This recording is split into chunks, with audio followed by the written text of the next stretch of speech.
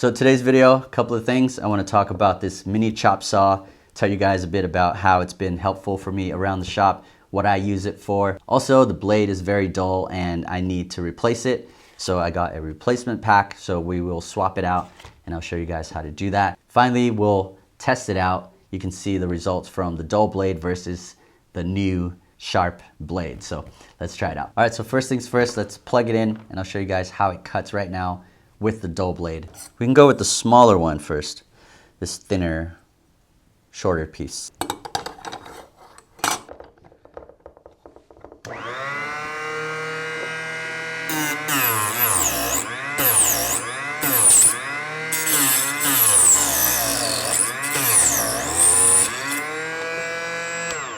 Okay. It does cut okay, huh?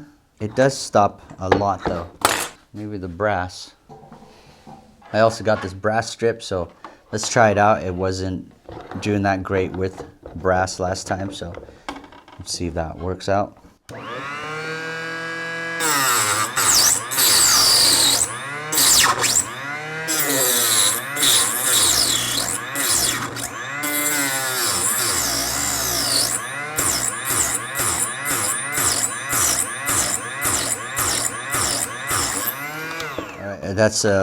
That's probably enough. It's having a hard time cutting through the brass. It did cut okay on the zinc, but I think even then it took a long time, and you shouldn't be going up and down, trying to let it bite into the metal. So that blade is no longer good, in my opinion. So let's swap it out.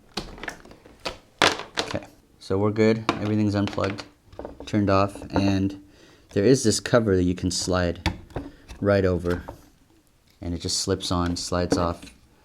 So we take that, remove it, and now we have our blade. This one is a Drill Master from Harbor Freight, and yours might be something similar. So for this model, I need to use the 2.5mm Allen key, and we also need a small needle nose pliers to hold that arbor piece right behind the blade. It does turn when you turn the Allen key, so we want to hold it tight and then start the turn.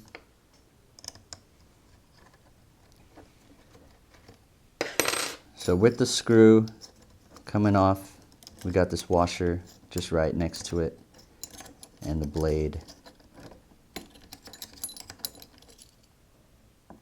Everything should be coming off here.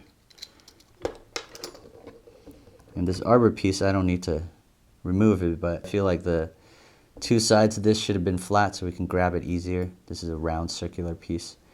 It is okay. It still came out fine, but we'll leave it. We'll leave it like that. Get our new pack. So this should fit right there in the arbor. It's a 3/8 inch hole. The stamping on the blade shows that it's spinning this way. So we want to make sure that is the correct face. And go ahead and start screwing this back into that arbor piece right there. And again, just slipping this needle nose pliers in, trying to hold it tight as we tighten it.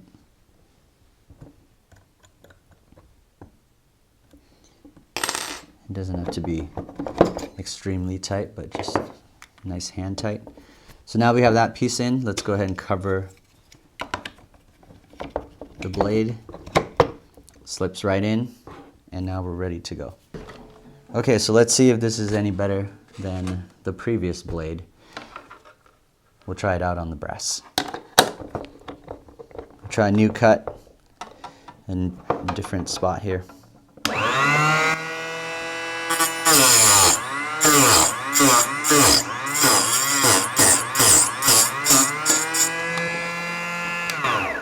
A little bit better, not so much better. It is very clean though, right here. Got a very nice clean cut. You don't have to file this metal at all. So I'm happy with that. We'll try this bigger piece here. Lock it in.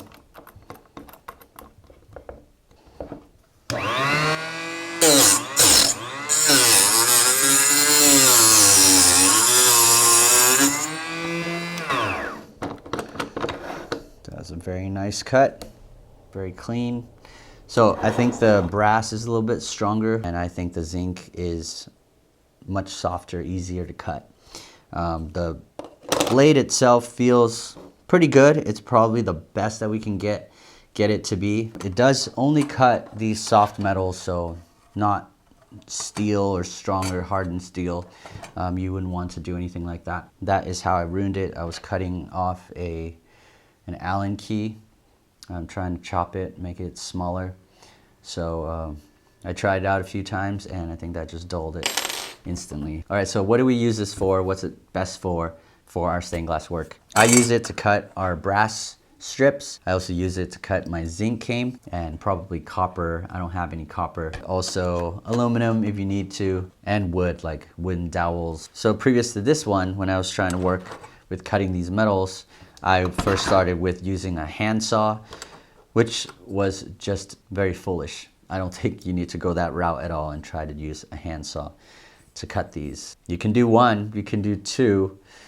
After you do a couple of them, you'll be looking for one of these. It's just time consuming to sit there and cut with your hand, and then you don't have the precision cut that you want. A little investment to get something like this. I do need to warn you that there is something else that's much bigger. It is this beast right here. This thing is what I got initially, and I thought I would just get, you know, a bigger one. I didn't think it was that much bigger. I thought these smaller ones were just like little toy cutters. So I got this one. This has a 6-inch cutoff saw, much bigger blade, and it is just too rough for what we're doing. It is too loud, extremely loud, and it's just unpleasant to work with. And when you're cutting with this, it just grinds the metal instead of cutting it.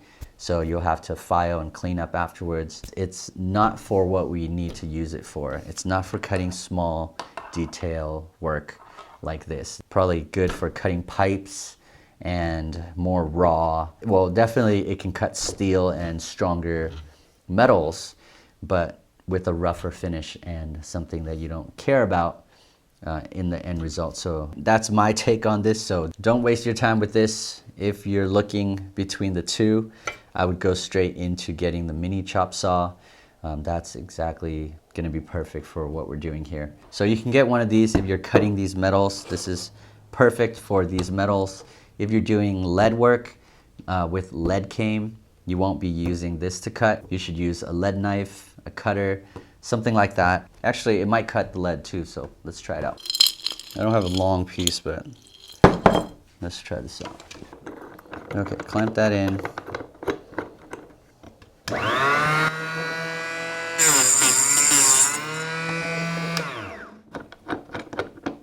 Yeah, perfect. So lead is fine. Although, you know, I wouldn't, yeah, I guess you can cut lead fine. Looks nice. Very clean cut. So you could do the lead, you can cut lead. Yeah, I'd probably just separate it though, just because the lead, I wouldn't want it to, you know, mess with the blades and everything. I'm not sure. But lead is easy enough to cut with the cutters and with the blade, a knife too, so you can go either way. All right, I hope this was helpful, and I'll see you guys next time.